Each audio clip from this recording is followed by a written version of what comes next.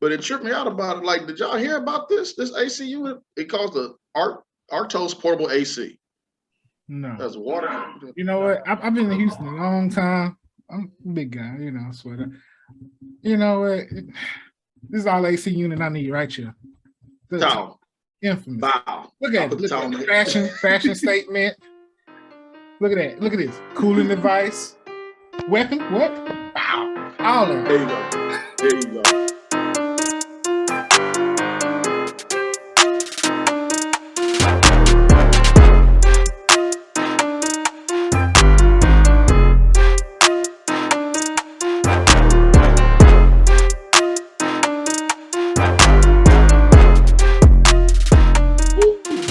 Welcome to the Just Acting Up Show, ladies and gentlemen. I'm your host with the Mighty Morphin Power Ranger shirt on. Your boy Joffrey. What's up, y'all? We got Chris up in the building. What's up, Chris? Hi. Got you walking, Jack. I'm channeling my inner Busta Rhymes. Right? Is that how I go? For our younger viewers, they don't know. I don't know what that is. Who is Busta Rhymes? You don't know Busta Rhymes? They know. They probably know who Busta Rhymes is, but they don't know the woo-ha. Got you all in check. Here comes some brand new flavor in your ear, man. Y'all better go learn something. That's Craig Mack, man. That's Craig Mack. I know that was Craig, but I'm saying, go back to, your old school rap. That is Craig right there. Man, what's up, Mike? What's up? All right, that took a turn for the worse. But hey, man, here it is, man. We here. I hope you guys enjoyed the weekend. We back, man. We back. We had a nice little week off. Feels good. Y'all be doing too much when we gone. Yeah, I know, right? Too much. Too much been going on since we've been out. But Yeah, y'all right. Y'all do be doing too much. We're gonna talk about some of them things. What are the topics for today? I'm gonna tell you, it's cooking outside Houston, Texas, and everywhere around the good US of A. So we're gonna talk about a little AC unit that's been out that I don't know how long it's been out, but we're going to talk about that. And President Biden struggled with the words a couple of days ago. We're going to talk about that, all that entertainment news, sports news. This is your new favorite podcast, Just Acting Up Show. Let's go.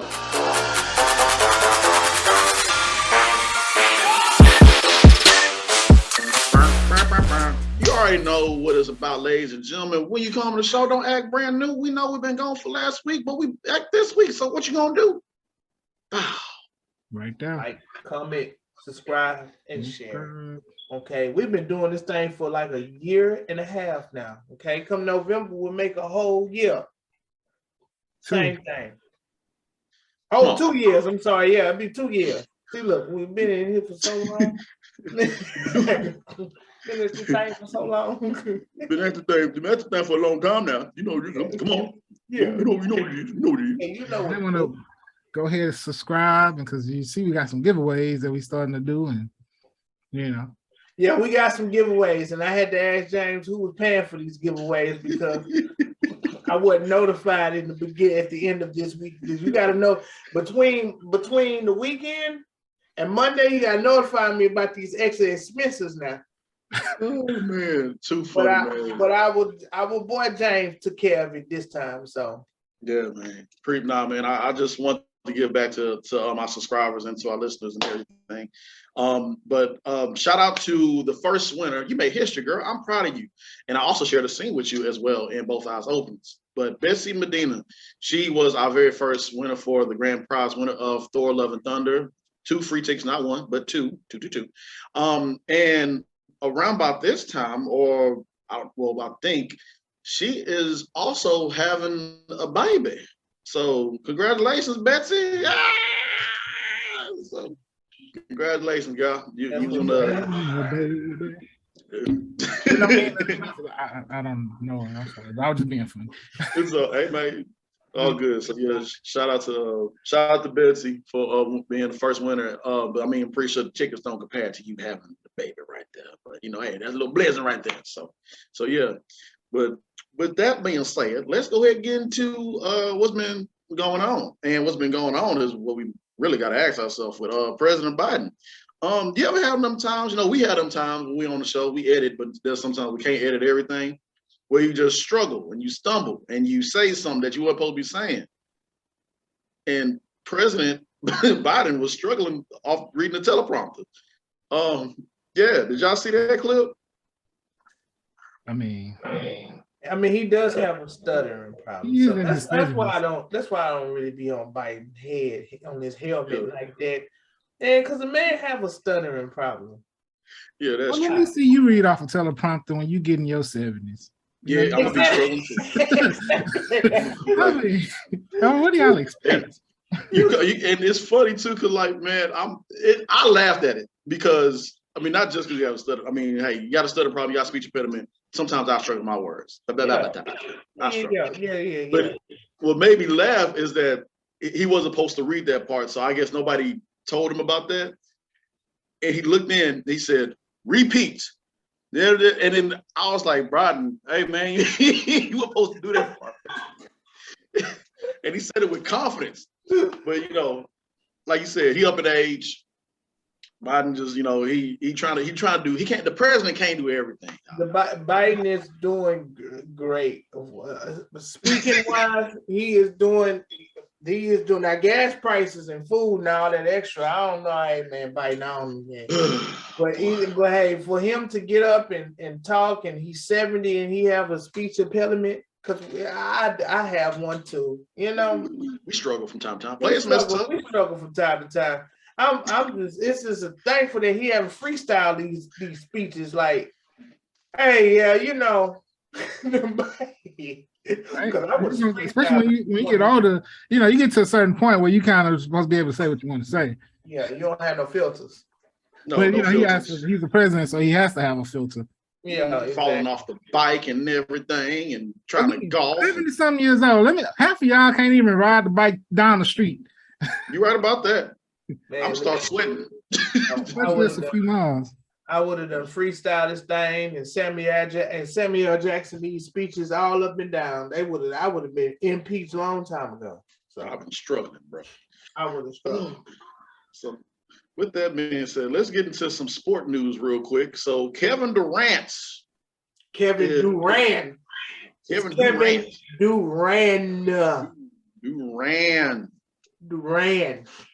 He's a runner, track star. Oh, Uncle Sharp got on that ass. Oh, he didn't.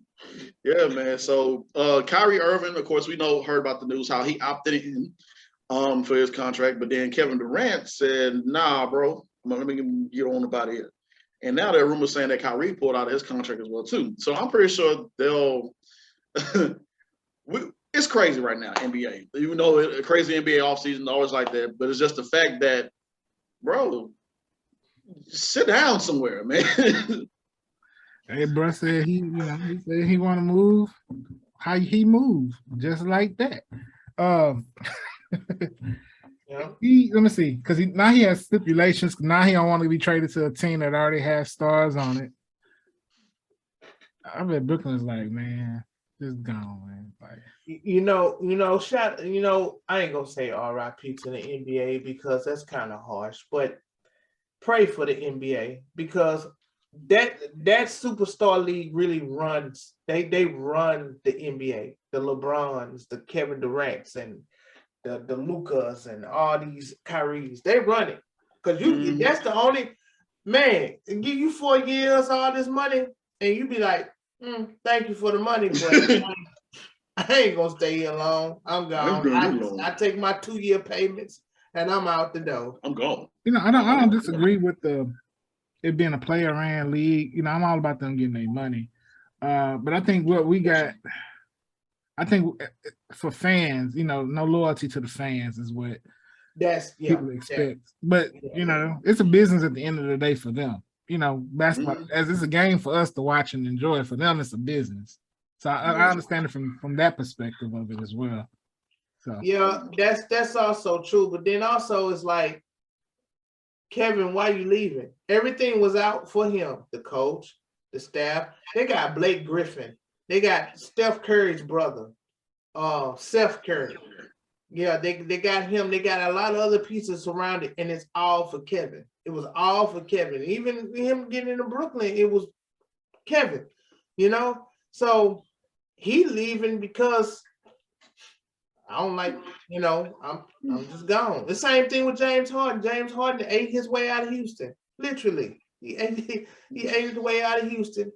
And now, you know, he went to Brooklyn and he did this and that third. So yeah, they getting their money at the end of the day, but then also too, it's a contract, you know. Yeah. It's like they hold up their end of the bargain. Come on now, you gotta hold up your end. Yeah, it's looking kind of what it is now, but we got all these pieces around you. Like the Rockets is just not getting it together. I like the Rockets pick. We didn't get a chance to talk about it because we was off, but I like the Rockets pick. I like what they got. Jabari Smith, I like Jabari Smith. So you know, no, we definitely rebuilding in the right way for the future. So. We rebuilding after James Harden. Yeah, and we should be thankful too, because usually a team could be like at the bottom for like a real minute and not get any great draft picks or promising draft picks. Right. Harden hold on to players too long, you know. But I think we got rid of him right on time because James Harden's on the decline. Let's be real. Yeah. And also shout out to the Brooklyn Nets as well too, because y'all giving us some draft picks over the years because y'all took James Harden. So see how that works. It all comes back in the circle. Nah, they ready. They ready to. Look, they went to the Timberwolves, right? They say give us Cat, Karl Anthony Thomas, Ant-Man, which is their rookie, and he's on his way to be a superstar. And 4 first rounds or 3 first rounds or however for one play for Kevin Durant. I think the Timberwolves said no. And here's the cold part, right? What's that mean? Yeah. I think the Timberwolves said no. And here's the cold part. I think Brooklyn asked for that because they know damn well ain't nobody gonna pay for that. Ain't nobody gonna go for that. They changed their mind with the win. So you go back to Kevin Durant and be like, see, we tried. Shit, try if you want to. Yeah, see, we tried. Man, my goodness, man. So before we end this segment off, I have a quick question for you all. Uh-oh. Okay, let me get my commercial voice. I'm trying to say there. Are you struggling in the heat in this Houston, Texas weather? Well, there is something that is out there that you can purchase. Ladies and gentlemen, it is the Arcos Portable AC. Okay, why are you doing this commercial? We getting a check for this? Yeah, I know, right? That's a little bit too much. That is true. That is true. I ain't doing this voice no more. I ain't doing it no more. Yeah, you put meat in your burrito now. I ain't doing this no more. But yeah, man. But now this I came across this and this tripped me out. I mean, it's a startup $135 billion AC unit. I'm like, man, this is some money they put behind it. And it can cool any place in your house with up to 5 minutes. Like you walk into your house, turn that on, 5 minutes, get cool. I just thought this was interesting. I thought this was crazy. And on top of that, I'm trying to see how much is this thing. I can't find where's the price of that. But what made me trip me out about it is that it's supposed to help you on of course for electricity, fast and efficient, different speeds, whatever, looking at the other stuff. But it tripped me out about it. Did y'all hear about this AC unit? It calls the Arctos Portable AC. No. That's water. You know what? I've been in Houston a long time. I'm a big guy, sweater. You know what? This is all AC unit I need right here. Infamous. Wow. Look at it. Look at the fashion statement. Look at that. Look at this. Cooling device. Weapon. What? Wow. All that. There you go. They talking about this supposed to be like a portable. This portable AC can save you on your power and everything else for only the price of $178. $178 for this. $178. $178. That thing ain't cooling off nothing. I've been in Houston long enough to know ain't no way. It just ain't no way at all. I have been in homes where AC was off. I remember we spent the whole summer one year at my grandma's house with no AC. That was horrible. Ooh, That is, oh my The God. whole summer. I'm talking about from June to August. We was, man, I'm talking about we was when the slaves coming home type of, we was that kind of, in that kind of heat, like Harriet Tubman coming to pick us up type of heat, like that heat, you know? And I've been in cars too. They had no AC. No AC. When it comes down to that, bro, I'm not finna play no games with no $175 whatever. Portable AC. Nah, I need a big dog.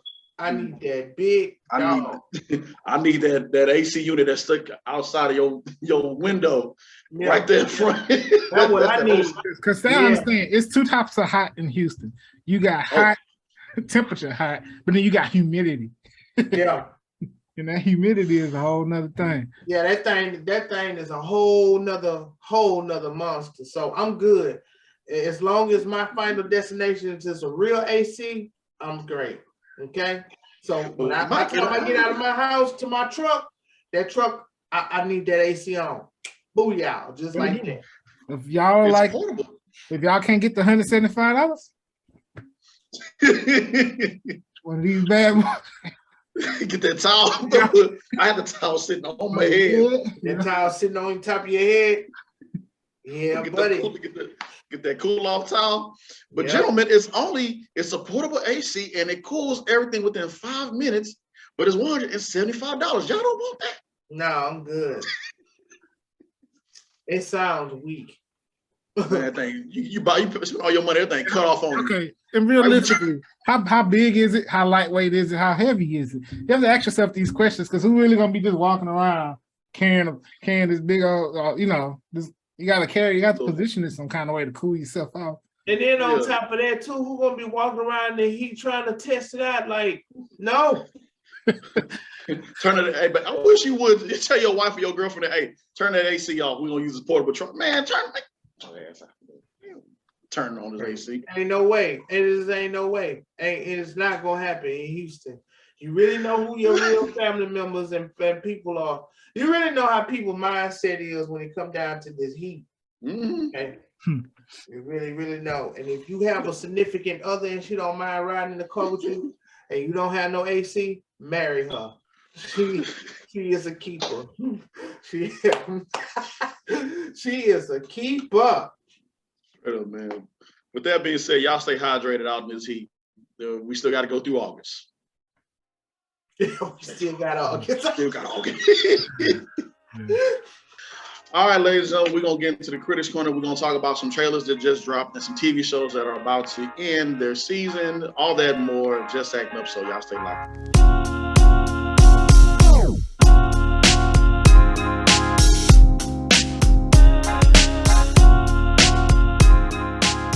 Welcome to the Critics Corner, ladies and gentlemen. This is the segment of the show where we talk about all entertainment news. And if you want to go into a more in-depth analysis, go over to what? Joffy's VIP room. Joffy's VIP room, where we talk about shows, favorite TV shows, favorite movies, all that and more. We just recently talked about Stranger Things as it wrapped up. Not going to spoil it for y'all. I want y'all to watch the TV show. And I want y'all to watch Joffy's VIP room, that episode. It was a pretty good episode, man. So y'all go watch that. John's VIP. So, with that being said, let's get into some more entertainment news, man. So, the Shazam teaser trailer had just been, the teaser trailer just dropped. I forgot that these two actresses are going to be in it, Lucy Liu and Helen Mirren. I forgot about that. I love both of them. And Shazam is one of the few DC movies that I'm looking forward to, because we already know what's going on with DC. They got the Ezra Miller thing and everybody leaving. Hopefully they get the right people to be a part of it. But I'm looking forward to Shazam. It's going to drop on July 23rd at the Comic-Con convention, I believe. That's what it's full trailer. Full trailer. You have full trailer. Yeah, full trailer. Full trailer. Full trailer. So yeah, y'all keep an eye on that. In other news, Better Call Saul episode starting in August. I know, Mike, that's your show right there. That's my show too, but I wanted to wait to finish it off. So all seasons finish off. So I can go ahead and back in August. They lied to us. They said this month. They said this month? Yeah. Oh, let me see. Better Call. I think maybe it is this month. No, they lied to us, James, and somebody lied to you because they said that it's supposed to be finishing up this month. Oh wow. Okay. Never mind. Let me see myself into the. Oh yeah. July the 22nd, right? I see right here. Next episode, Monday 7/11, Monday 7/18. Yeah, you're right. Tomorrow 8:45. Yeah, the final episode is coming. Yeah, coming soon. Yeah, you're right. You're right on the money, Mike. You know, hey, you know your show, brother. All right, July 22nd. Y'all check it out. All you Better Call Sauls and Breaking Bad fans. We're just gonna wrap it up and see where old Saul is at. It's a crazy show. Crazy show. I love it. I just absolutely love it. That's one of my top 5 shows right now. So yeah, I see Monday 7/11, Monday 7/18, tomorrow 8:45. Yeah, man. So yeah, that it's good. It's good. Don't get me, hey man, we already know the team that's a part of the that franchise right there. Yeah, I like I said, I wanted to wait till it's fully finished, then watch it because I fell off on it, but it's great show. Love it, man. So yeah, man. Okay, so in other news, Dave Chappelle just dropped a new episode on Netflix. And he talks, well, I don't want to spoil it for you because I want to tell his bit. And we always say in the comedy world, if don't really fully repeat what the comedians say because you're not going to say it the way they said it, and you're going to mess up everything. So go watch the Dave Chappelle Netflix special. It's very good. It's Dave Chappelle. Come on now. It's Dave. No, at all. At all. So let's get into this real quick. So The Boys, Chris, that's your show, right? Oh yeah, I like The Boys. I think their season finale just aired. They don't do 8 episodes a season. They already signed up for season 3. The star, I can't think of his name, hinted at production already starting on season 3. I'm getting ready to start on season 3 already. So I thought is it 4 seasons or this is what season is this? This is season 3, I believe. No, season 4. I mean, I'm sorry. Yeah. Season 4. Yeah, they're getting ready to start season 4 then. Okay. So, it's been a good show from what I've seen so far. I haven't finished it. I still have 2 episodes left. A little bit behind, but yeah, it shows a little extreme. It's like if superheroes was like everyday people, like you know, let's say like how we treat entertainers, like celebrities are like the entertainers in this world. The movies, because they're like, you know, they get all the celebrity and stuff, but then they be messing up and doing all kind of craziness and stuff. And it's a group that doesn't like superheroes at all. It's just dead set against. That's The Boys. They just don't like the superheroes because they just all like not good people. Well, not all of them. You know. Yeah. It's like a man versus the machine type thing. Yeah, I love the show. I got to get back into it and watch it as well too. I know Jensen Ackles from Supernatural was a new character introduced this season, I believe. And yeah, they've been saying it's been really good. So yeah, y'all make sure y'all check out the Boys, man. Horrible, evil superheroes, man.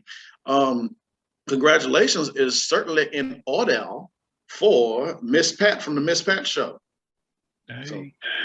Hey, Miss Pat, man, she got another season added to. Well, let me see. Oh, my bad. Let me make sure before I say it. Yeah, she got approved for season 3.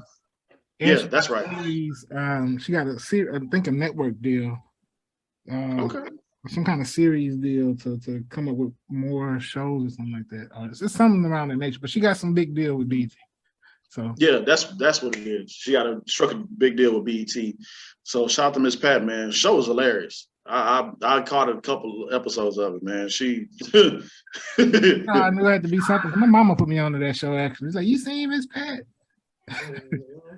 Man, Miss Pat is hilarious. Funny. She is. Everybody on there, man. And of course, we already know the movie that just came out, Thor: Love and Thunder. Have y'all seen it yet? No, I will be seeing it tomorrow. Gotcha. Same here. Gotcha. Okay, so no spoilers. I enjoyed it. That he is the first Avenger of the original trio that has 4 installments, 4 films of this film, and I was curious to see what was going to happen. I'm like, man, I don't know, because we all know not everybody do good with 4 movies. You know what I'm saying? But it's Marvel. It's Marvel. Okay, it's honest time. Okay, let's have an honest moment here. Yes. How do you guys feel? 2 questions actually. How do you guys feel about the movie lineup this summer? Of just Marvel or just movies overall? I'm saying the movies in general. Like blockbuster. Yes, is it really a blockbuster summer? Don't seem like it. Huh? It don't feel like it. Don't. It really don't. It feels really lackluster. I mean, of course, we still got Nope. I'm really looking forward for Nope, but as so far, I don't know. That's a good thing. That's a good question right there. It just had maybe at time, I don't know. It really hasn't really been. It just hasn't been like, wow, this has been a good movie. This has been a good movie. This has been a good movie. This has been a good movie. It's like it's been okay. Last movie that I went to go see was Jurassic Park, and trust me, that was okay. It wasn't like, my God. Tom Cruise, Top Gun. I gotta give it to Tom Cruise. Tom Cruise can be 100 years old. This man is still, he can't miss. He really cannot miss. He comes from a different era of action movies though, too. He comes from the early 90s, those 90s action stars, 80s action stars. That's a whole different type of, they're not built the same. You're right. You are absolutely right. And that movie had its own little following to come with it. Mm-hmm. But other than that, I think you are right, because it hasn't been. I don't know what it is. It's just, I don't know. And I think Nope is rounding it out, because do we still consider August? Because from May to July, that's it. That's considered the summer, right? Yeah, it's considered. Yeah, it is. August is. And then what's coming out good in August? I have no idea. See, that's what I'm saying. I really don't have any idea what's coming out in August. I know it's coming out in September. What's that? It's called A Sister's Deadliest Pledge. It's coming out on Lifetime. You might see some familiar faces on there. Oh, yeah. I did that? Oh, that's a good promo. I like that right there. I like that right there. I like that promo. Mm-hmm. That was, there's your plug. I like that right there, man. Now that's a plug, Chris. Man, that's a plug. The plug of all plugs, man. So, okay, so the Woman King trailer just dropped as well, too. And everybody was hype about that. From online, everybody was hype about that. It looks good. It looks good. It's based on a true story. It is. Yeah, because the inspiration for the what they call them in Marvel, Black Panther, Dora Milaje. Yeah, that's the story behind, because parts of Black Panther they took from inspiration from real African culture. Musa Muhammad was the richest man in the world, and Musa Muhammad is, they took that's Black Panther's father. Okay. So Dora Milaje, so this is kind of like what inspired the Dora Milaje. This is based on a true story of that. Okay, because I haven't had a chance to sit down and take everything in, because I've been so busy, man. But I mean, hey, I dig it. I like it. I mean, Viola Davis, she's one of those other ones that can't do no wrong. She can't miss. She can't miss. She's just in her bag, man. She looked great especially for Asia. She's like, that looks like a physical movie. She looks like she in there just kicking butt. And I'm like, okay. Yeah. I used to see her like in a kick butt type role like that, Yeah, I know that was refreshing for her too, to get out there and do something. Girl, put in some work, man. I applaud her. I really do. So we'll wait and see what that is all about. This make me laugh right here. Every time I see this man's name, I just can't help but laugh because he's always saying something crazy. But what's going on with Trick Daddy again? What is Trick Daddy doing? Like he's uncle. He's Uncle Trick. Uncle Trick. Uncle Trick. Uncle Trick. Now he tripped me out with his comments that he said. Let me go back to this real quick. Trick Daddy says he'd rather allow his wife to date than get divorced. These are my boyfriend-in-laws. Oh my goodness. He has his wife that they've been separated for a while. Yeah. I remember on a reality show that they was on. They on one of them reality shows. Love and Hip Hop Miami. Yeah, because he just won't let her out the divorce. He won't never sign the divorce papers, and so she just kind of stuck. Yeah, pretty much. But she's allowed to date and all this and all that. And I don't know. Like, ladies and gentlemen of the jury. That's that Florida shit. Daddy, he's a walking contradiction. That's that Florida shit. That's that Florida shit. I'm sorry, that's that Florida. Bro, what did he say a couple months ago? He said something about Beyonce. He said, I ain't afraid of no beehive. I grew up with roaches. That was funny. That was hilarious. Yeah, that was funny. That was anything. That boy Trick Daddy, man. Yeah. So y'all be careful the advice y'all take from some of these celebrities. Just be careful. That's Trick Daddy. It's Trick Daddy. You or you. You try that if you want to. Yeah. Please. Be careful because everybody ain't gonna be receptible. Boyfriend-in-law. All right. Man, well, where we do that? That's a new title. I ain't know about that. Y'all can have it. On today's news. Yeah. The Lord is me again. Lord is me here again. They ain't right, man. And to end this segment off, I want to give a quick shout out to Malcolm Carter and his team, the Cinematic Affair. That's this week. Hope y'all got y'all tickets. I got mine. I'll be there on Saturday to check out the films and the trailers and everything. So shout out to Malcolm Carter. Applaud you for what you do, sir. You and your craft and everything. So looking forward to this event. Make sure y'all get y'all tickets. Y'all can still get it. As well as another shout out to Brandy Specs, making her directorial debut on the film called The Homewrecker.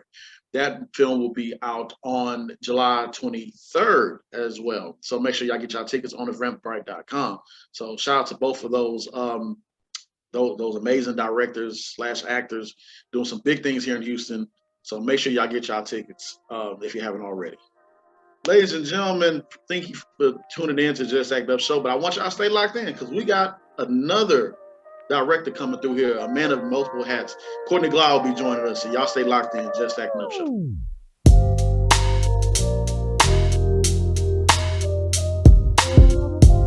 Ladies and gentlemen, we got a special guest in the building, guys.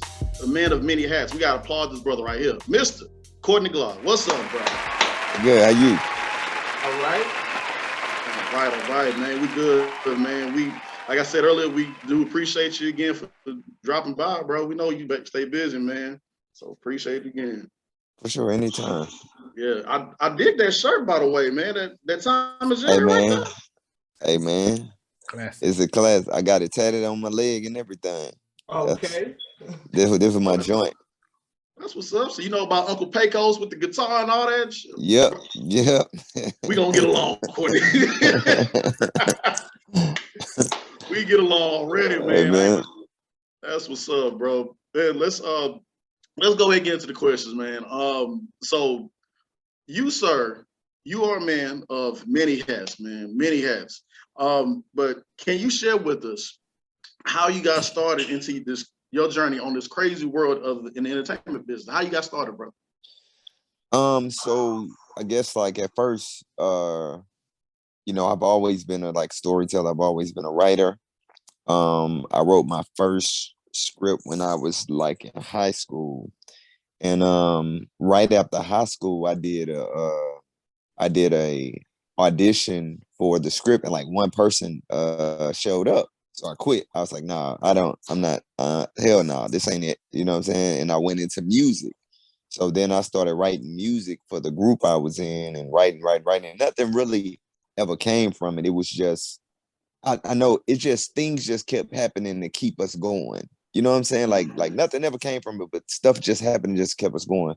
So about 10 years ago, when my daughter was, you know, born or whatever, like music wasn't paying the bills. You know, music could sustain me. I can go eat noodles all week and I'll be good. But when you got a daughter coming, it was just different. So honestly, when she was born, she had to be in the hospital for a couple of days. I went to God and I was like, man, like I gotta do something. Like I like something gotta change. What do you want me to do? And before we left the hospital, this lady named Latoya Easter called me about, like random though, like nobody really knew what I did. So she randomly called me and she was like, hey, I heard you write scripts. I want to turn this book into a script. So for me, that was a sign from God, like, no, you need to get back in that direction. And really I just kicked back into gear. After that point, before I left the hospital, we had set up a time, we had then conversated. So I went, picked up my first check. And I really just got started in. Really, who really told me I could do it about 8 after I started getting back into it and writing again. Because I never went to school for any of this. So everything that I've learned by like doing it, maybe some YouTube studies or something of that nature. But my DP, Gracie Henley, I remember I met her. I wrote a treatment for a video and I met her because she was a location scout and I needed somebody to find these locations for me. And so we met on this set, and then like 2 weeks later, we like kept in touch. And I remember she told me, she was like, hey, you know, you can do this shit, right? And I was like, what you mean? What you mean? And she was like, I think you could do it. Like, I think you could direct and I think you could produce it. Like, you already doing it. You just don't know that you're doing it. And honestly, since then, we've been rocking. Been rocking, huh? Yeah, we've been rocking, you know, ever since. So it's been a great journey. Love that story, man. Love it, man. Who would you say have been your biggest influences or your biggest inspirations, like in the past 10 in your career, in your film career? I would say my editor, Stan Hillard, Gracie, definitely. And I mean, like, I don't really, I definitely, I know, you know, there are people, but like, I definitely think that I have my own wave. So it's really like difficult for me to look outside of that. But in that 10, I can't even say it's filmmakers. I really look at businessmen and like business people, because I think that the film in my perspective, the film industry is just like running a business. Every film that you do is like a different business. So I look at like realtors, like how does a realtor sell a house? So in my mind, I'm like, that's the same as one film. That's a piece of property that I'll have forever. And I take that approach to that. So honestly, in that time, I've been paying attention to realty for the most part in the business, because I think the creativity comes, like, that's not something you can learn. That's you. But the business side of it is I think what kind of gave me the upper hand in these past, 10. Love that, man. Man, I ain't never think of it like that. How a realtor looks at property and everything. That's dope. That's dope. Man. It makes sure it's every film is an LLC. Make sure you treat it like a business. Every last one of them. Every idea. I think as like actors and writers and directors, we get sidetracked from the art and not look at the business, and that's how you allow people to come in with their own agenda, and it ends up messing you up in the long run. Yeah. I tell everybody that I talk to, like, one of the, the creativity is the easy part. That's the easy part. Right. Like you can create all day. It's just, you know, you walking around, we walk around, anything that we see, we could probably make something creative out of. But that business side, that you'll be making movies all the time and be broke. So that you got to learn that business side of it. I agree. So, quick question. Well, Yeah. let's discuss this real quick. So, I think I tuned in when you went live with it was yourself, of course, and it was Jessica, Shakobi, Keisha, and Althea. I think that's how you say her name. And you know, they highly respected in this craft. And I love what y'all was talking about because we stress this a lot. And it was talking about comparing, well, let's say somebody asking for handouts and not earning what you know you're trying to work for into this business. So can you share with us on how people need to learn the importance of earning what they're working for and not just asking for handouts, man? Well, like my theory or my thought process on a lot of times when you're asking for something, you most likely can do it yourself. Yeah. Like you got to really pay attention to what you're asking for. So for me, when you ask me for something that you can do, then it's not something if you're not willing to work for whatever you're asking for, you can't be that passionate about it, which means that you're on a money chase or a money grab or really just trying to get whatever you can out of the situation or the person that you're with. And I'm a very, very I respect this craft a lot. Like I respect the artistry of it and I respect the hustle of it more than anything, because it takes a hustle to chase your dreams. I don't care what it ain't about passion, it's about a hustle. It takes a hustle to chase your dreams. So when you're asking for something, make sure you know what you're asking for in the end of what you're asking for. A lot of people don't know what they're asking for. Like you're like, hey, put me on. Okay, in what way? They're not even ready for that answer. They just want you. Not only do they want you to put them on, they want you to put them on and know how to make them successful and also do it for them. That's a problem, because I can't. You know what I'm saying? Like I can put you in a movie. That doesn't mean you're gonna be famous. Right. You know what I'm saying? I can put you work on the crew. That doesn't mean that you're gonna get work all the time. If you don't earn that position, nobody's going to know.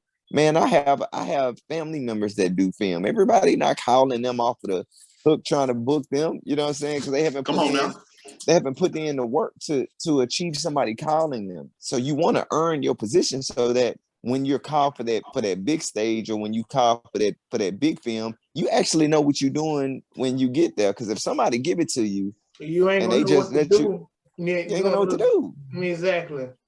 Yeah, you ain't gonna know what to do. It's just like, man, this set is just like a 9-to-5 job. Yep. Like when you got so many people that's in the industries right now that don't know what they doing, and these industries are failing because of that. Man, film is the same way. Don't get put in a position. Don't even accept the position that you're not prepared for, or that you. And I'm not saying like we shouldn't help each other, or we shouldn't give people opportunity. But an opportunity and a handout is two totally different things. Amen. Yeah. Well, as far as everyone has people they meet along the way when they're climbing in their careers, and I noticed you had met with Lee Daniels. Like, what was that experience like, and what advice can you share that he may have shared with you? It was great. It was a really, really great and organic meeting. The one thing that he shared with me that I always kept is just always be raw and straight to what you want to do in film, and always stay strong to your story. Be open to critiques, but make sure it doesn't change you as a creator, because that's the most original thing about you, is you as a creator. There are techniques, take advantage of the education of it, go get the education of it by any means. And that doesn't necessarily mean school. That means the education of your craft by doing. But the number one thing is always stay true to the creator that you are, because when you get into the industry, there are machines that want you to become a part of the machine.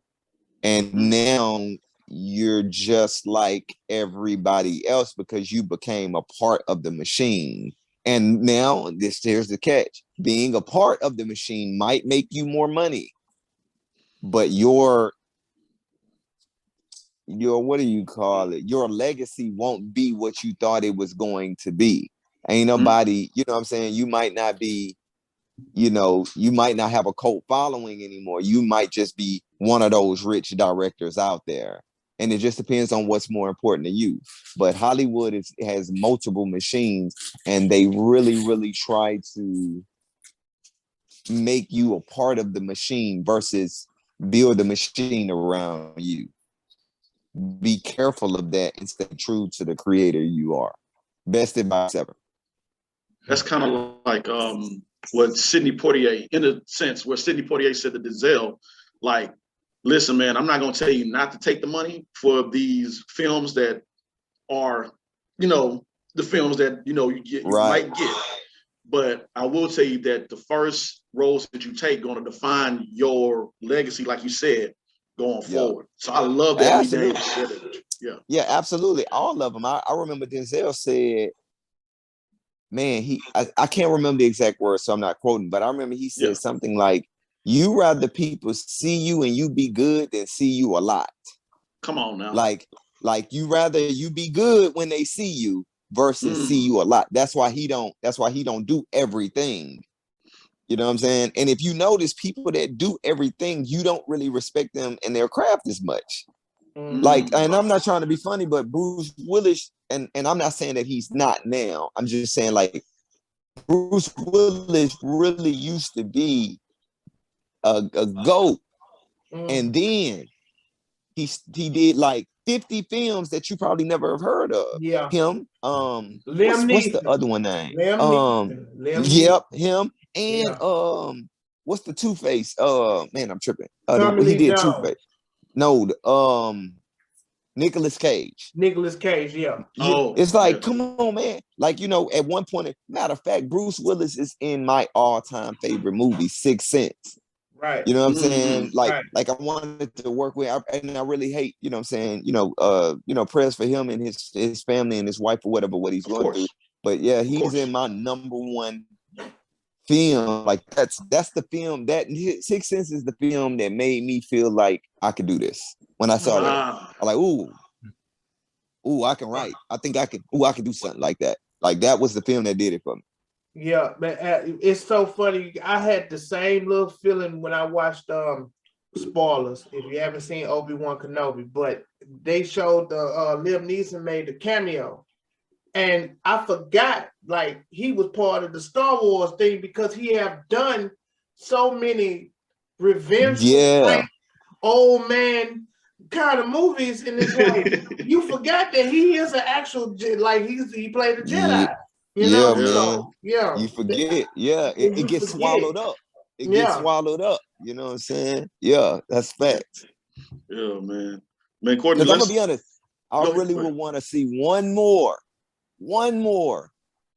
really good Die Hard but I would want Bruce and Samuel to come back. Yeah. And then I would want Samuel, I would want Bruce, and then I would want, man, what's the cop name that was on Family Matters, the daddy? Because you remember he was in one. Reginald Vale Johnson. Yeah, I would want him to come back too. Those three in one movie, I think that'd be amazing. I know we're not gonna ever get it because of Bruce, but that would be it. That would be the last one. Yeah. That'll be epic. I would love to see that. You know what I'm saying? I would love this boy Courtney. Dude, you up there, bro? Hey man, I'm trying to tell you, it's my favorite one out of the franchise. Which one? The one with Samuel, Die Hard with a Vengeance. Yeah, it's that one and the first one. I think the first one just still feel classic to me, but it's the first one and it's the one with Sam in it for sure, hands down. Would you agree that that's a holiday kind of? Hell yeah! You talking about the first one? The first one is like that's a Christmas movie. That's a Christmas movie. Okay. Yeah, man. Man. Yeah, me and my wife, we argue about that because because in December, all she wants to watch is Christmas movies. So I'm like, well, Die Hard a Christmas movie. She's like, it's not really a Christmas movie. I'm like, it is a Christmas movie. In this house, it's a Christmas movie. It's a Christmas movie here, man. But it's that was just such a good franchise. Like I can remember not too long ago, a month or two ago, I just sat here and watched 1, 2, and 3.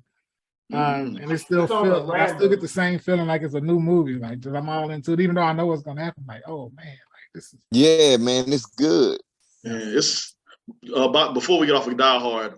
There's a Netflix show called what was it called, Chris? That you the things that made us. Yeah, did you see that episode of how they made Die Hard? Bro, that was nuts. That boy said, man, Courtney said, I'm not, hey man, come on now. Hey man, I need to know. I need to know. Right. My favorite episode of I never get a chance to finish it was Halloween. That's when the new Halloween had came out. So in the spirit of the Halloween Kills, they showed the movie that made us. How many masks they went through just to get the right one. For sure.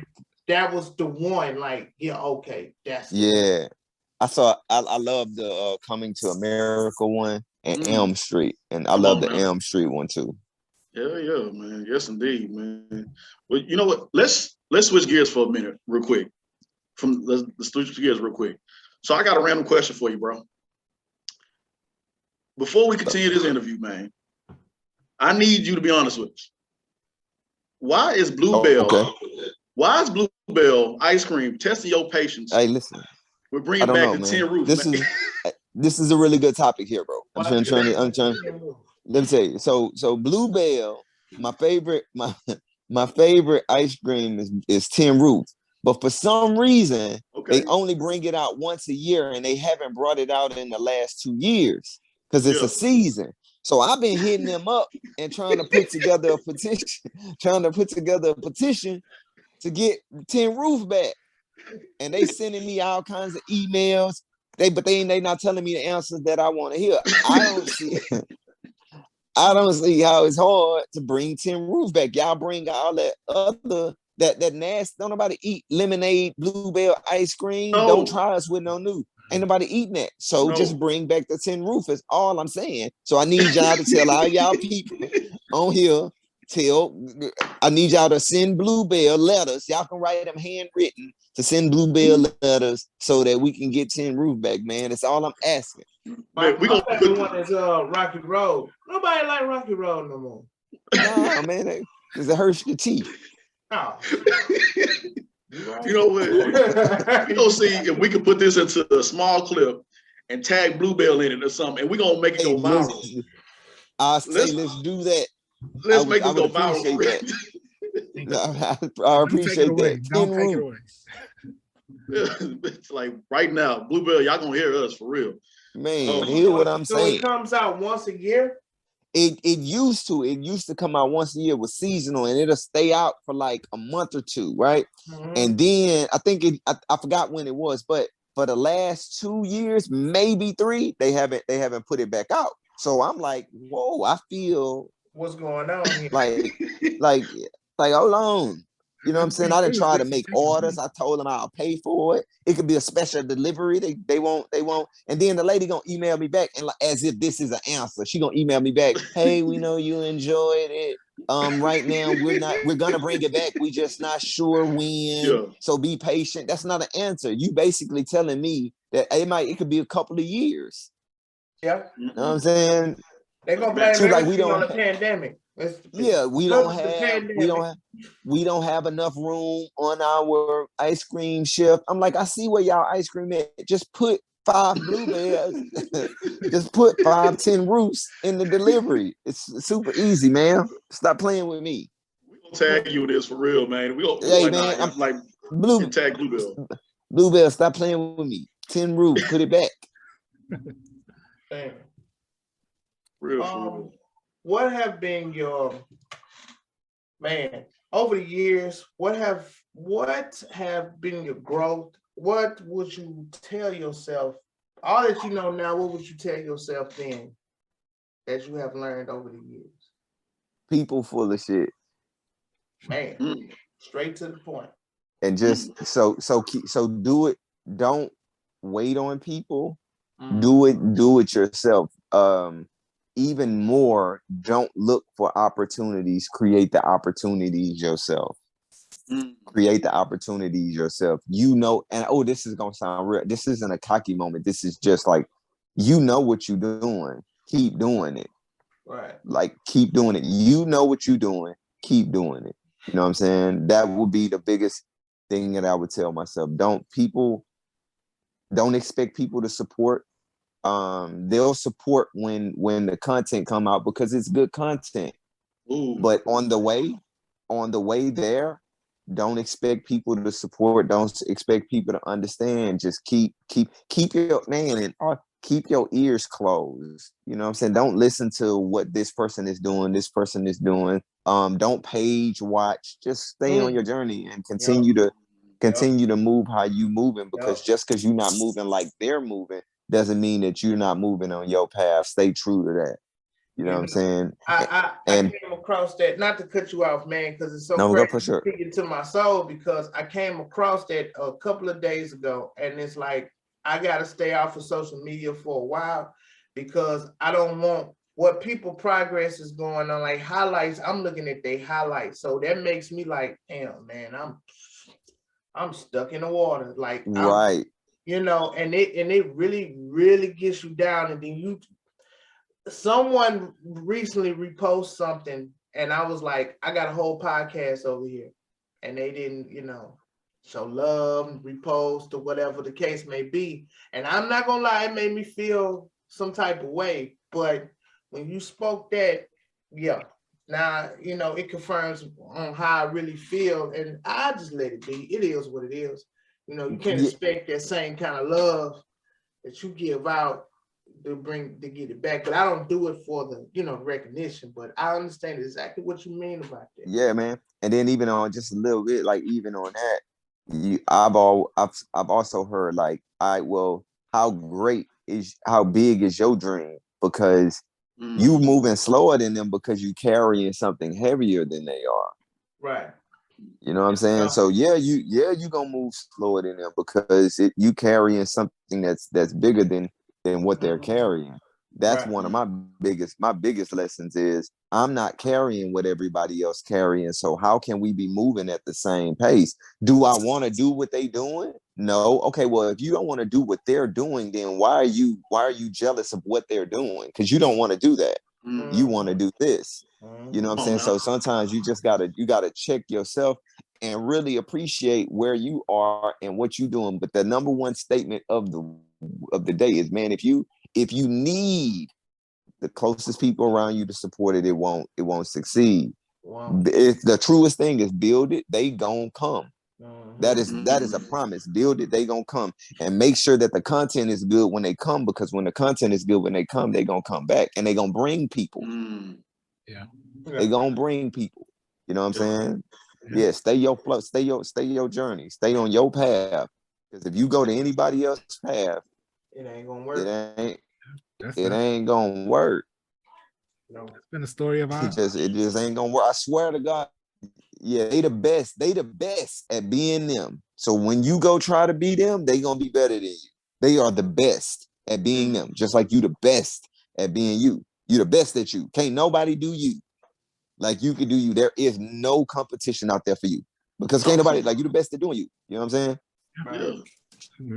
Agreed. That's the story of our show. Like, I think once people, when they see it, they like, wow, like this is a great show. Whereas, like, they're not necessarily, it wasn't on their radar at first, but once they get here, they understand, like, okay, the way y'all do it is different. It's not just a regular podcast. Yeah, man.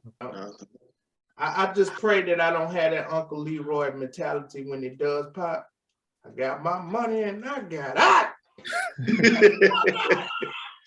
Cash my check and I'm gone. Like God looking like, yeah, I ain't finna bless you. I ain't finna. He gonna get people's face. He gonna get you right. He gonna get you right back. You go, hey, I ain't giving him no. He gonna be a fool. We're gonna keep this out. We're gonna till he act right. We're gonna keep this up here. We're gonna keep this up here. I'm gonna just hold this little amount for him.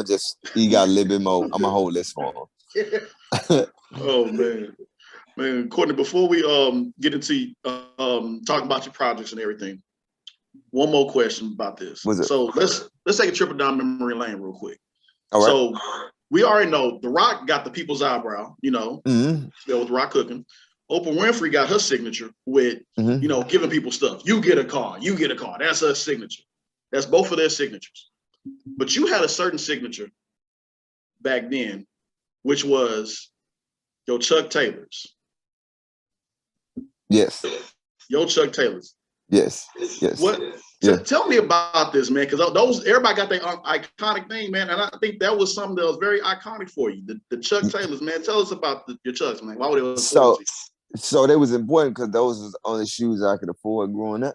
So it kind of stuck. Yeah, it just stuck. It stuck with me. So what's crazy about my Chucks now is it switched. So my daily, I'll wear something else, like some Jordans or like something else. I'll wear something else. But when I dress up, like if I'm going to like a red carpet, my Chucks are like my dress shoes now. You know what I'm saying? Those were just the only shoes that was always, you know what I'm saying, cheap, but they were still fashionable. So I used to have them a lot, and it was just something that now ain't nobody tell you that they'll mess up the arc in your foot though. Yeah. They don't tell you that till you start getting you know what I'm saying? But I definitely keep a fresh, you know what I'm saying? Like for my dress, when I dress up, or I wear them with like my suits or something that I'm dressing up on, because it kind of like switched for me. Now those are the luxury shoes for me. That's dope, man. And then I was kind of mad that Nike bought them though, but I understand the move. Yeah, so I was upset about that. Yeah, because they're not $20-$30 anymore. Oh no, about like a good 70, 80. Yeah, about good. It looks horrible on my feet. I wear size 13. So. Oh yeah, don't do them. Don't do no. That boy gonna have them size show Bob. That boy gonna have. That boy gonna have them homie. That boy gonna have them homie the clowns on. Hold on, and damn sure don't do no red. Don't do no red. Man, because it was at a point in time where I think it was when everybody went through their whole different color T phase. When everybody would rock the Air Forces or the J's with the white tee, black tee, green tee, I was nuts with it. But I did not do Chucks like everybody else did. But yeah, that's dope though that you had the signature right there. Those are your signatures. Yeah, right there, man. Yeah, they're my joints. Yeah, that's what's up, bro. That's what's up. I have a homeboy. I would not mention his name on live, but he know I'm talking about when he see the he went through the killer. You know when Killer Cam had the pink. He had the pink tee with the pink wristband, the pink headband, the pink shoelaces, the pink. I mean, it was pink all the way around. I'm like, bro, that's really not how you're supposed to wear it, but okay. Go get it. Go get it then. Go get it. Yeah, man. Okay, one last question. And so just, you know, with all that you do, like, you know, being a parent and filming and everything, like how do you balance everything that you got going on in life and still make time and not, you know, not let nothing kind of fall to the wayside? It's just about, you know, just that. It's just about like creating a balance towards what needs to be done versus what you want to do. There are things that you just can't. There are things that you can't ignore because things need to be done. Bills need to be paid. But at the end of the day, there's so much more work in like spending time with the family and taking time for yourself. So you know, my prayer life is crazy. You know what I'm saying? So I always keep that balance between trying to make sure that I give my family enough love but also work enough to where I don't let them down. You know what I'm saying? At the end of the day, to where I can provide. And then those things kind of fall in place between needs and wants. You know what I'm saying? And then, you know, you also got to make sure that you loving yourself. And when you start loving yourself, you start realizing that what you really, truly need is time with the family, time with the kids, you know what I'm saying? And things like that. And that's just a part of like self-care. You can't do this. You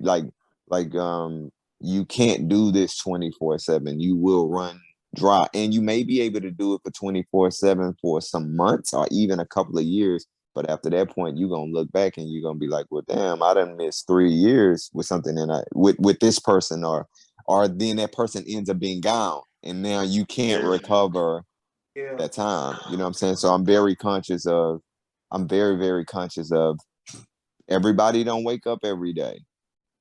Yeah. Like everybody don't wake up or everybody don't make it through the day. You know what I'm saying? So I'm super, super conscious of that. And that just helps me balance it up. Love it, man. Love it, man. Speaking some facts and dropping some gems, bro. And thank you for that too. It reminds us. It reminds us of what we're doing, man. So thank you for that. So before we let you go, of course, let's talk about your projects. Of course, you know, you did the reading movie, Blink, and now I had to get my hooked on phonics on Amygdala. That's how you pronounce it, correct? Yeah. All myself on that. So before we let you go, let's talk about those projects and the growth of Courtney through these projects and what led to Amygdala. Let's talk about that. Okay.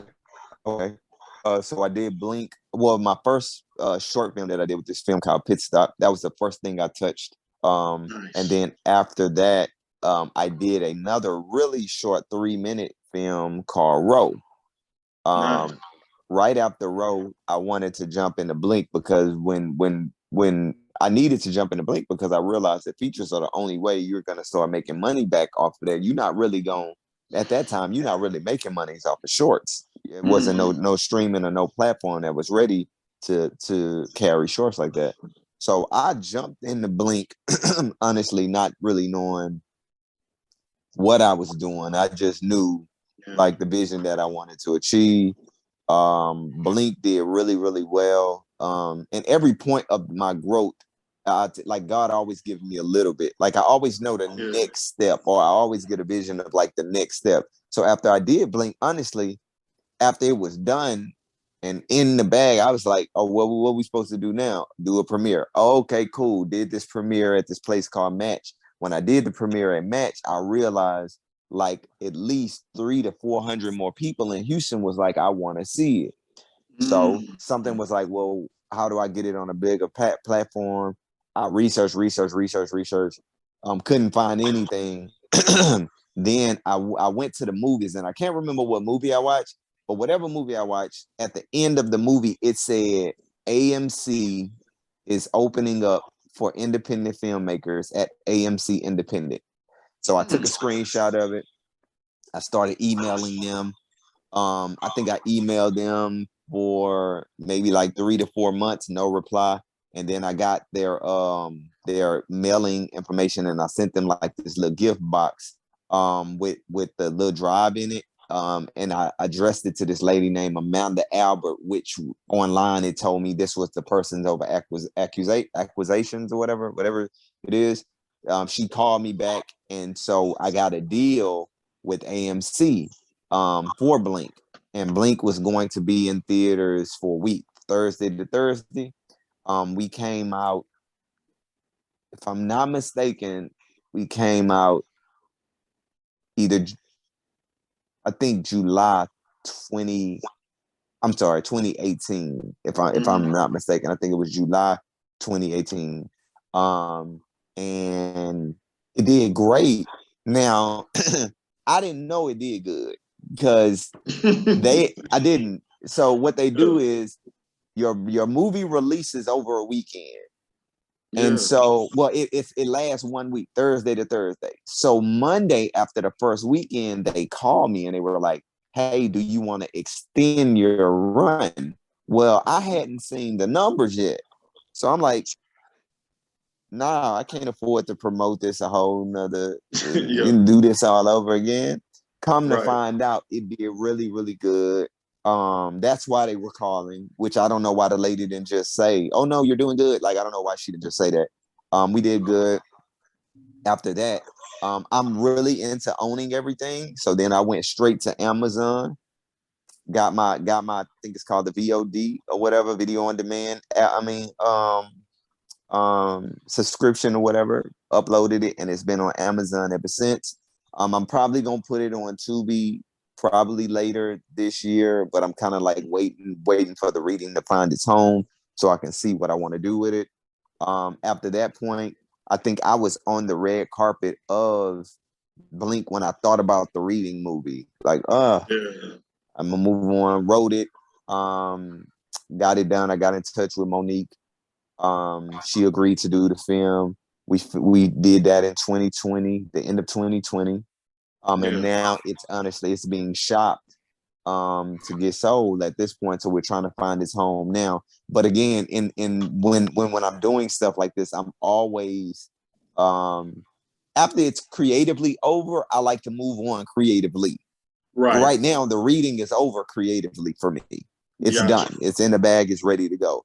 And truth be told, the Amygdala series came about because the short film that I did wrote, I had a lot of ideas like that.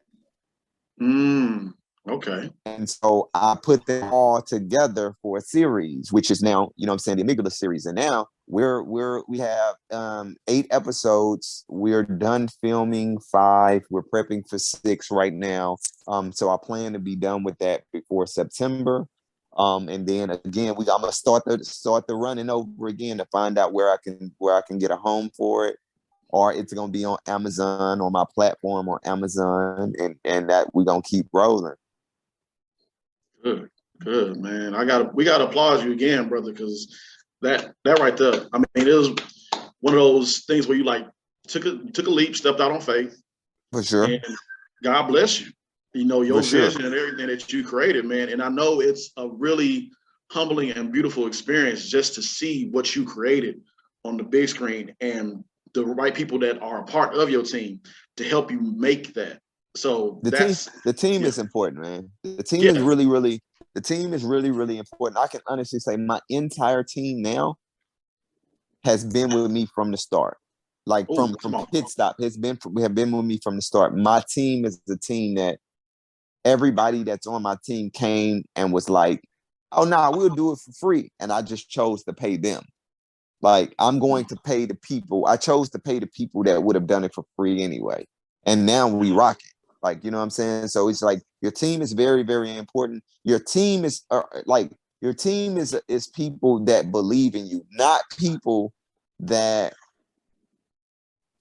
are along for the ride. You have to find a team that believes in the vision that you're, and I mean the big vision, not like this particular project, but the huge vision. You need 1 or 2 people on that team that believes in the vision. I couldn't do it without like Gracie and Stan. We've been rocking from the beginning. Yeah, man. Shout out to your team as well too. We stress that a lot. We're saying, man, the crew is really what helps and makes this film. You can grab actors like us or whoever else, but the team, the crew, that's for sure. That's for sure. I didn't know, you know what I'm saying? Like so then, you know, I picked up Jessica Davis on the reading, and she made me directing so much easier because I'm used to having all the hats.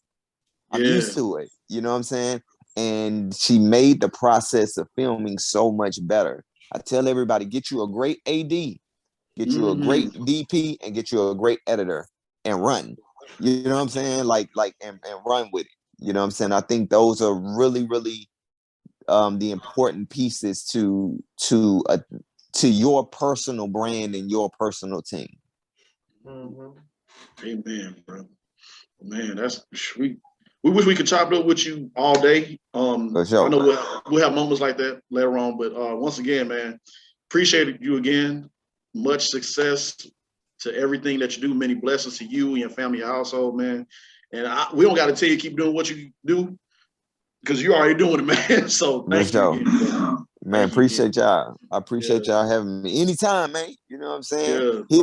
Hit me back. Let's pick a different topic. Let's run it. Oh, hell yeah, most definitely. Tell us where the audience where we can follow you at on your Instagram or Facebook. Tell us where we can follow you at. Everywhere is just my name. It's Courtney Glaude, Courtney Glaude. That's Instagram, Twitter, and Facebook. Anywhere. That is just my name everywhere. Bad, man. There you have, ladies and gentlemen, Courtney Glaude. Appreciate it again, brother. All right, man. Thank you.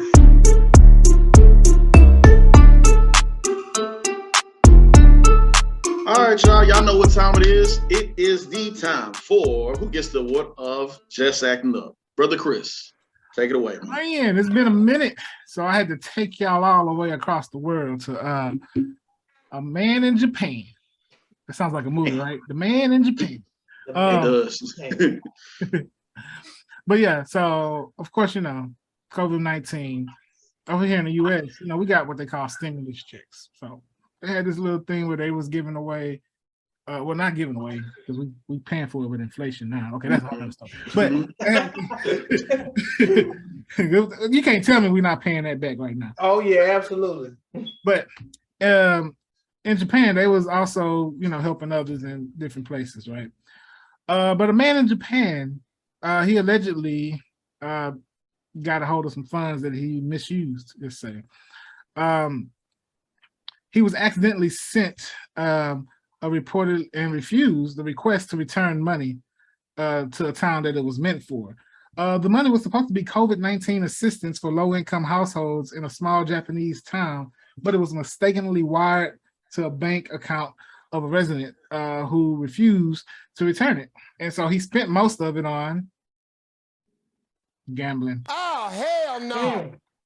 He spent most of it on gambling. Sho Taguchi, a 24-year-old jobless, I'm sorry, a 24-year-old jobless resident in the town of Abu in Western Japan was arrested on Wednesday, this past Wednesday, where police said that he admitted to spending almost 46.3 million yen. That's approximately in American money, that's 360,000 of taxpayers' money on gambling. Yeah. Did he get abducted and he started playing the game? Because that's so sound like. Yeah. Apparently, when they got to him, they said 68,000 yen, which is a $530, was the only thing that was left in his bank account after he withdrew the money 34 times in just over 10 days after the mistake was made. So he's being held on suspicion of computer fraud and allegedly the subsidies that were supposed to go to the bank for the town. It was for 463 families, and so population in that town, I think it was like 3,300, somewhere around there.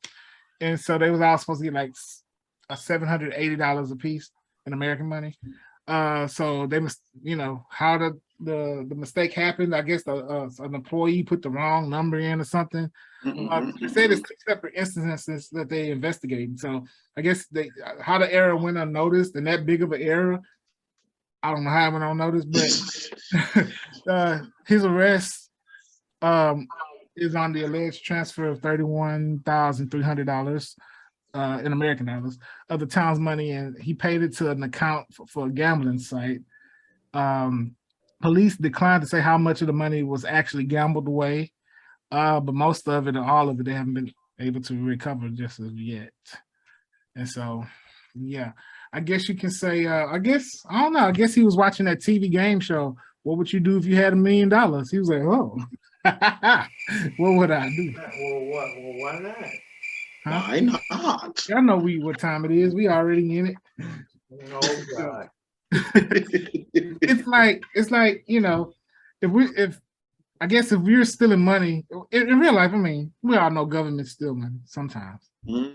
And they steal money over and over. So in fact, it's not stealing money at all. It's just recycling, huh? No. Okay, last one. How about this? No.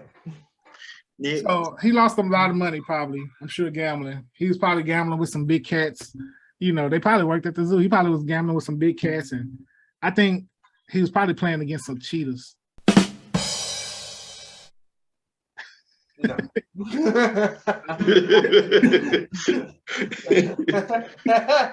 Oh man. You put a lot of effort in this devil thing. You be killing it with the effort. This ain't for effort, Chris. This ain't for effort. It's a, it's a all right. There you go. There you go. It's all good, Chris. It's all good. All good. I dig it, man. It's all good. It's a weekend off, so you look, a little rusty. You're a little rusty. A little bit rusty. My goodness. All right, ladies and gentlemen, we're going to get into the balancing act. We got to hand out some flowers to some deserving individuals and also give flowers out to those who are no longer here with us. Y'all stay locked in to the Just Acting Up Show.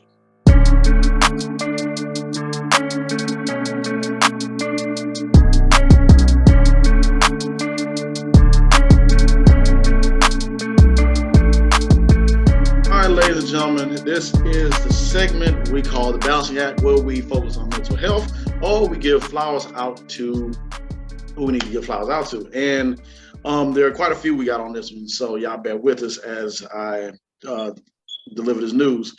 So if you are or were a fan of The Sopranos, man, this is one of the main characters right there that everybody really come to love and enjoy over the years. Sad to say that hearts and prayers go out to the family of, hearts and prayers go out to the family of Tony Cicero. I think that's Sirico. I always fumble his name, but Tony Cicero.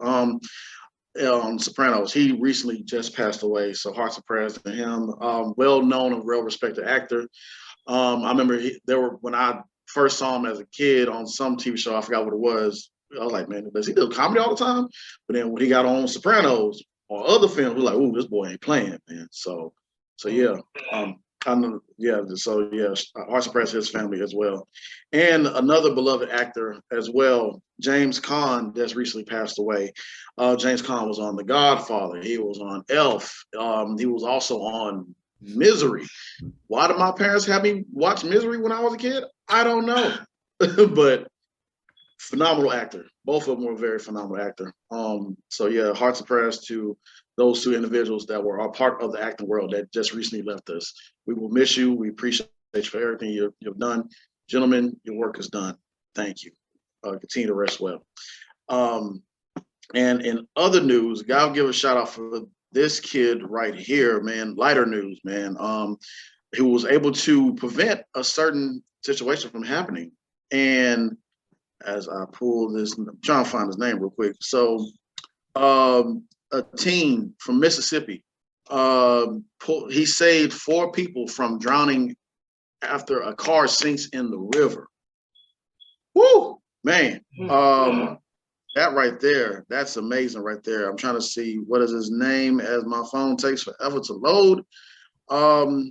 Can't see the name. Okay, here it is right here. So sometimes heroes wear capes, but this one wears locks. When a car drove off a boat launch and started to sink with 3 people inside, or 4 people inside, Corian Evans jumped in and saved the day, according to what is that? I can't read that part. The 16-year-old saved the lives of these girls, and a police officer. Wow, 3 girls and a police officer? Bro, come on, man. Yeah, so yeah, man. Gotta give flowers out to that individual. Of course, the article is a little bit longer, but just letting you guys know of the fact that this young man, 16 years old, I don't know what I was doing when I was 16. I was probably still watching cartoons. I wasn't doing nothing. So, yeah, that boy. Mind you, it was nighttime too. At nighttime. Come on. It was nighttime. So the jumping into a river, you don't know what's in those rivers at night. You know, all kind of creatures, gators, you never know, you know. And he jumped in there, risked his life before it got too late, you know. Save that family. So. Man. Yeah, man. So hats off to the young man. So that's it for the bounce act, ladies and gentlemen.